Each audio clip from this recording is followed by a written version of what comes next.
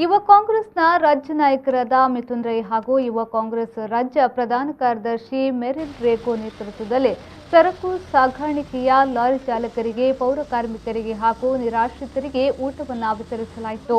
ಈ ಸಂದರ್ಭದಲ್ಲಿ ಮಂಗಳೂರು ನಗರ ದಕ್ಷಿಣ ಯುವ ಕಾಂಗ್ರೆಸ್ ಅಧ್ಯಕ್ಷ ಸುನಿಲ್ ಪೂಜಾರಿ, ಮಂಗಳೂರು ನಗರ ಉತ್ತರ ಯುವ ಕಾಂಗ್ರೆಸ್ ಅಧ್ಯಕ್ಷ ರಾಕೇಶ್ ದೇವಾಡಿಗ, ಯುವ ಕಾಂಗ್ರೆಸ್ನ ಸಾಮಾಜಿಕ ಜಾಲತಾಣ ವಿಭಾಗದ ಸುಹಾನಾಳ್ವ, ಚೇತನ್, ಅಶೋಕ್ ನಗರ, ಮಂಗಳೂರು ನಗರ ದಕ್ಷಿಣ ಕಾಂಗ್ರೆಸ್ ಸಮಿತಿಯ ನವಾಜ್ ಜಪ್ಪು, ಕೈಫ್, ರಂಜನಾಥ್ ಅವರ, ಮಂಗಳೂರು ಉತ್ತರ ಬ್ಲಾಕ್ ಕಾಂಗ್ರೆಸ್ ಸದಸ್ಯ ಕ್ಲಿಫರ್ಡ್, ಗುರುಪುರ ಯುವ ಕಾಂಗ್ರೆಸ್ನ ಪ್ರೀಮಸ್ ಶಾನ್ಶಿರಿ, ಅರುಣ್ ಸ್ಟೋನಿತ್, ಅಕ್ವಿಲ್, ಸಿದ್ಧಾರ್ಥ್, ಮಿಯಾಜ್, ರಾಹಿಲ್ ಬಿಕರ್ನಗಟ್ಟೆ ಹಾಗೂ ಯುವ ಕಾಂಗ್ರೆಸ್ನ ಕಾರ್ಯಕರ್ತರು ಉಪಸ್ಥಿತರಿದ್ದರು.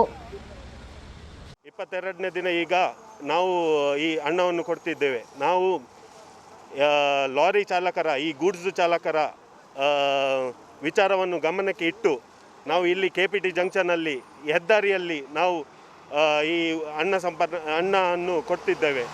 ಯಾಕೆಂದರೆ ಲಾರಿ ಚಾಲಕನವರಿಗೆ ಈ ಝೊಮ್ಯಾಟೊ, ಸ್ವಿಗ್ಗಿ ಇರಲಿ, ಈ ಪಾರ್ಸೆಲ್ ವ್ಯವಸ್ಥೆ ಅವರಿಗೆ ಸಿಕ್ಕುವುದಿಲ್ಲ.